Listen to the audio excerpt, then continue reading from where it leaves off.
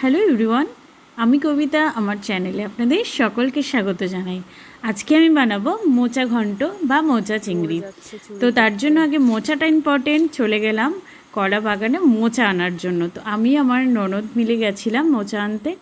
তো এই যে মোচা আমার কালেকশন করা কমপ্লিট। বাড়িতে এনে ভালো করে কেটে ধুয়ে পরিষ্কার করে এবার প্রেশার কুকার নিয়ে তার মধ্যে মোচাটা দেব আর একটা আলু দেব, ভালো করে সিদ্ধ করে নেব। একটা সিটিতে সিদ্ধ করতে হবে। তারপরে গ্যাসে কড়াই চাপিয়ে তার মধ্যে তেল গরম করে দিয়ে দিলাম নারকেল কুচি। নারকেলটাও লবণ দিয়ে ভালো করে লাল লাল করে ভেজে নিতে হবে। এই যে আমার নারকেল ভাজা কমপ্লিট। নারকেলগুলো উঠিয়ে নিয়ে আমি দিয়ে দেব সেদ্ধ করে রাখা একটা বড় সাইজের আলু। আলুটাও কিন্তু খুব ভালো করে লাল লাল করে ভাজতে হবে। লবণ হলুদ দিয়ে ভালো করে লাল লাল করে ভেজে নেব।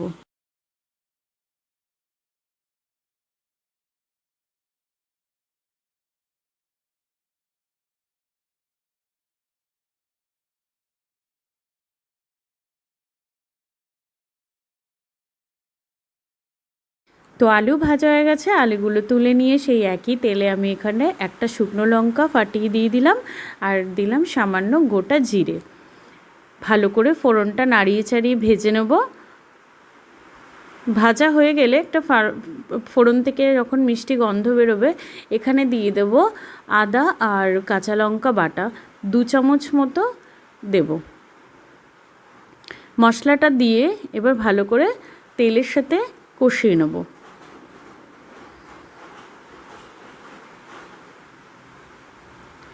ভালো করে কষাতে হবে মশলাটা।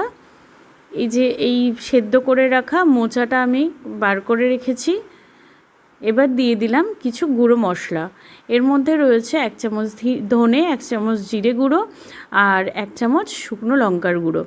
দিয়ে এই আদা পেস্টের সাথে খুব ভালো করে মশলাটা কষিয়ে নেব।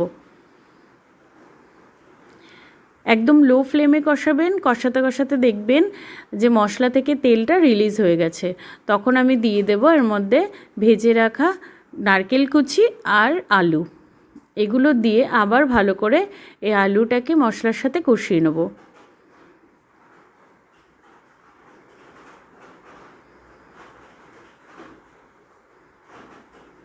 দেখুন খুব ভালো করে আমার কিন্তু সব মশলাগুলো কষানো হয়ে গেছে।